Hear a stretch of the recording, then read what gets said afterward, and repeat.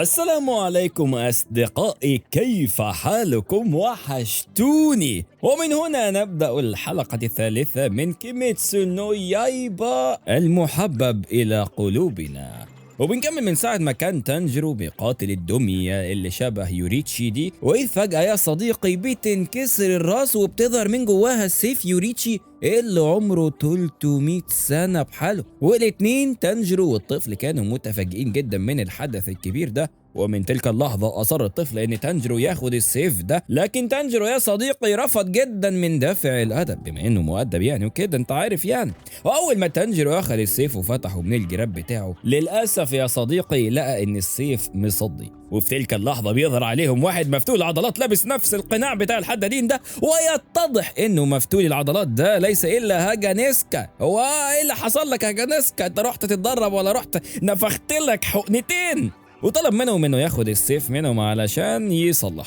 لكن في الاول عمك تانجيرو كان رافض جدا، لكن هاجانيسكا مفتول العضلات ده بياخده منه بالعافيه. وهنا بيظهر كاناموري واحد من قرية الحدادين برضه، قال ايه؟ يقول لهم على نقطة ضعف هاجانيسكا، الا وهي يا صديقي وسطه فزغزغه واغمى عليه. ما هذا العبث؟ يفوق هاجانيسكا بعد شوية ويطلب منهم بالأدب انه ياخد السيف علشان يصلحه، ويوافقوا واداله سيف تاني كان عامله له. بيرجعوا البيت بتاع الحدادين وتانجيرو بياكل هو واخته، وإذ به بيقابل جينيا للمره التانيه، لكن جينيا بيكون متضايق جدا منه وغضبان ما نعرفش ليه. المهم يا صديقي تانجيرو ونيزوكو يكملوا اليوم عادي جدا. بيظهر الشيطان جيوكو في الجره بتاعته ويقتل اول شخص ليه في القارئ، لكن يكون مذاقه مش حلو ليه فيتفه مره تانيه وبرضه يوصل معاه الشيطان هينتينجو.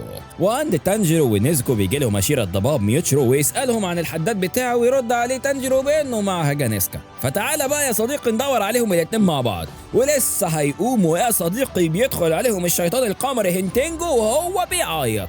وفي ايه يا صديقي؟ وفي نفس تلك اللحظة يا صديقي بيفعل هشيرة تنفس الضباب الهيئة الرابعة الضباب الزاحف، وبيهجم بيها على الشيطان ده. لكن الشيطان يقعد يعيط اكتر وينط على السقف ويبقى اسرع من الهشيرة. وفي ايه؟ ويطلب من الهشيرة انه يتوقف ولا يتنمر عليه. وفي ايه يا جدعان؟ ما تجيبوا لنا شيطان قوي كده، ده شيطان قمري علوي ده. وهنا يا صديقي فعل عمك تانجيرو الهينوكامي كاجورا، طعنت عباد الشمس متجها الى الشيطان في السقف، لكن للأسف لم يصيبه وينزل الشيطان على الأرض. وكل ده ما حدش فاهم أي حاجة. وهنا تهجم عليه نيزوكو وتديله برجليها وأجدعها شلوط في بطنه، ويهجم بعديها الهشيرة ويقطع راس الشيطان في الحال. واه ما هذه القوة!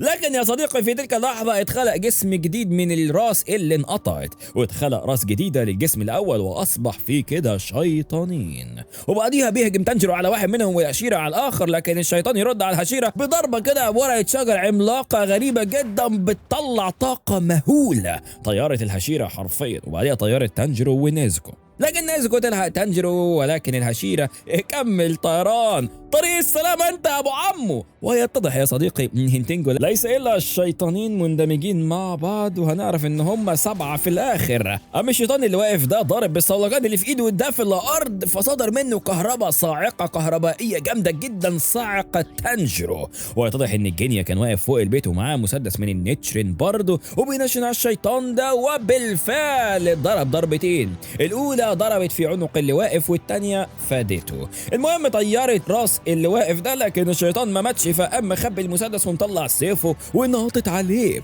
ويقوم قاطع رقبة التاني كمان. هيعملها جينيا ولا ايه؟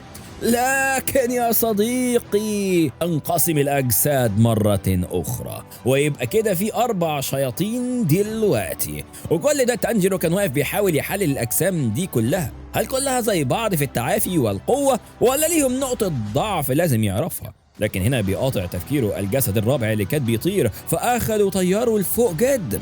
لكن يا صديقي في تلك اللحظة بيقوم واحد من الأجساد دي بطعن الجينيا في بطنه، ويطلب تانجيرو من نيزوكو إنها تساعد جينيا. وهنا يفعل تانجيرو الهينوكامي كاجورا ويضرب بها الجسد اللي طاير بيه، فيقوم واقع منه. لكن للأسف يا صديقي اتخبط جامد جدا وهو واقع على الأرض. وهنا الشيطان الطائر ده يوصل له على الأرض مرة تانية، ويفعل انفجار الصوت اللي بيعمله من بقه ده في وش تانجيرو يا صديقي. تتنقل دلوقتي الصورة عند الهشيرة وهو بيجري متجها لمكان القتال اللي طار منه، وهو بيجري بيشوف الطفل الحداد ده بيقاتل شيطان مبتدئ. ويفتكر كلام عمك تانجيرو ان مساعدة الاخرين مهمة جدا، فيقرر انه هيساعد الطفل. وهنا يا صديقي الحلقة الجبارة دي بتنتهي، ونستنى بفارغ الصبر الحلقة الرابعة اللي هتكون مولعة باذن الله. اوعى تنسى تعمل اشتراك في القناة يا صديقي علشان توصلك الفيديوهات الجديدة اول باول، وفعل الجرس كمان يا ريت. وبس كده، السلام عليكم.